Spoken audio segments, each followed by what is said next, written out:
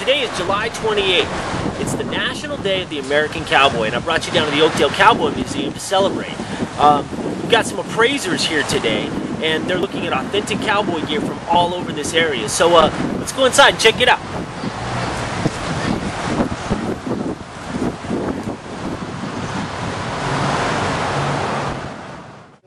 So this is Bruce Johnson. He's the president of the Oakdale Cowboy Museum.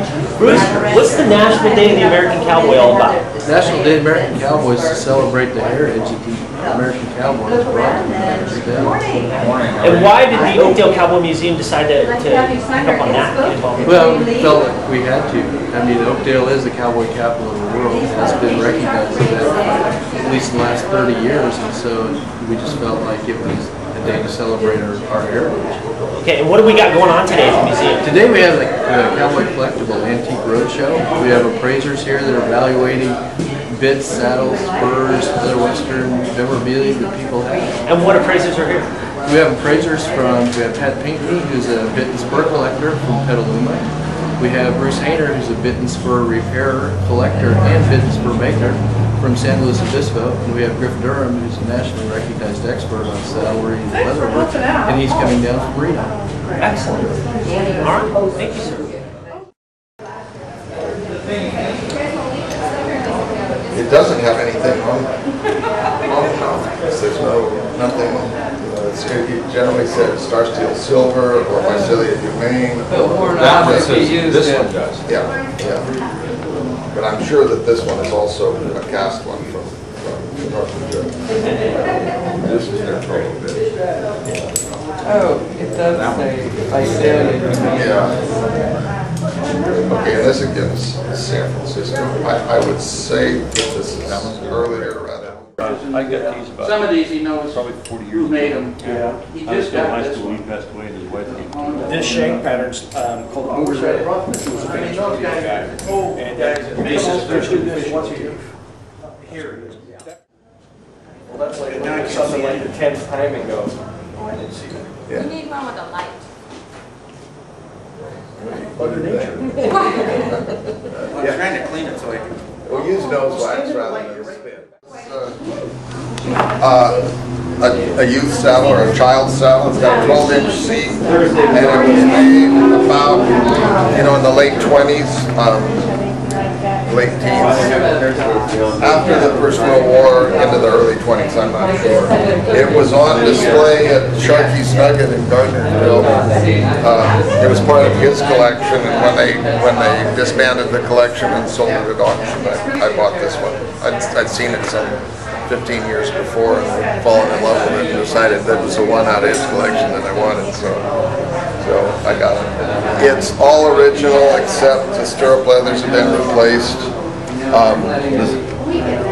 Down to the stirrups, which is unusual. These are original to the saddle. It's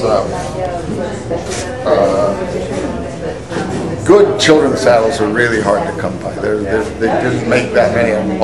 Most of the better firms did make youth and children's saddles, but they made a lot fewer of them than they did standard size stock saddles. So that's why it's unusual, and it's a great old classic shape.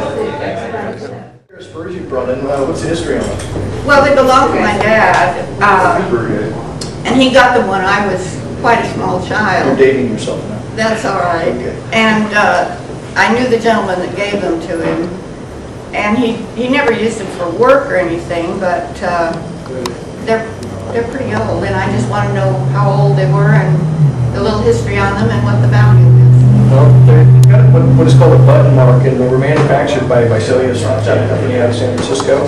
They're probably made between 1930 and 1940. And Bruce is a really good identifier of the engraving, and he could probably tell you engraved them. They're made by Leopold in San Jose,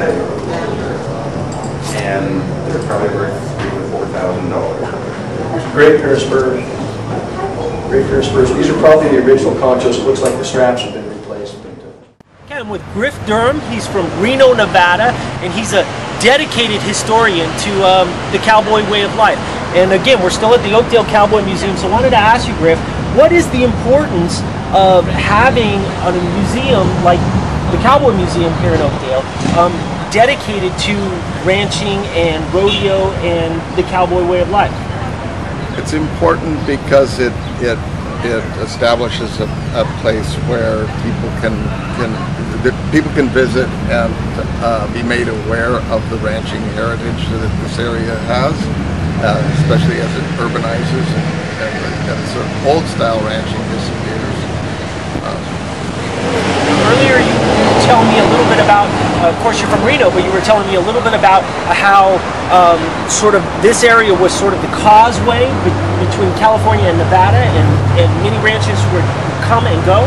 Yeah, there are some of the earliest ranches in Nevada actually established in 1859 and early 1860 were founded by ranchers who had crossed Nevada on their way to California on the way to the gold rush, had established ranching enterprises here, and then returned to Nevada to the areas that they had crossed and had noted were decent pasture areas when a market became available. When the Comstock was discovered and Virginia City began to boom, there were all of these miners and very little source of supply for food. And of course beef is a food stuff that can move to the market on its own.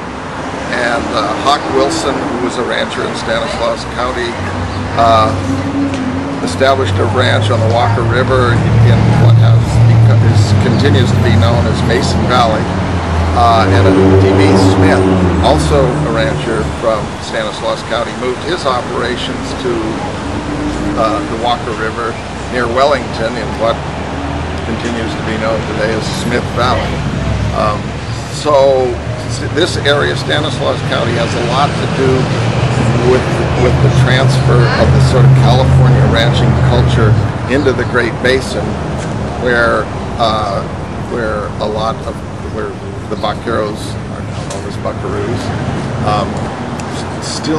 still maintain or follow California ranching practices that were established during the Mission and Rancho era, and they pretty self-consciously maintain. There's a differentiation between cowboys on the plains and buckaroos in the California Great Basin area. Is that a Western thing, as in Nevada and California, Arizona, the vaquero sort of? Yeah. It's definitely not what's portrayed in Hollywood today, right? No, it isn't. There are more and more films being made that pay tribute to this California culture, California ranching culture, and a more the distinguishing features that, aside from the manner in which livestock is handled, is that they have a penchant for decoration and show, and their gear is more aesthetically pleasing. It has more decoration, silver, stamped leather, horsehair, rawhide, where cowboys in other areas tend to be more utilitarian. Buckaroos referred to them as ditch diggers on horseback. And cowboys say that they can gather a pasture in the time it takes a buckaroo to get his outfit on. So there's a good-natured joshing between the two fairly distinct ranching cultures. So there you have it, Episode 2. National Day of the American Cowboy, Oakdale Cowboy Museum, Cowboy Capital of the world. Hope you learned something. Don't worry, there's plenty more to see and a lot more people to introduce you to. So till next time, see ya!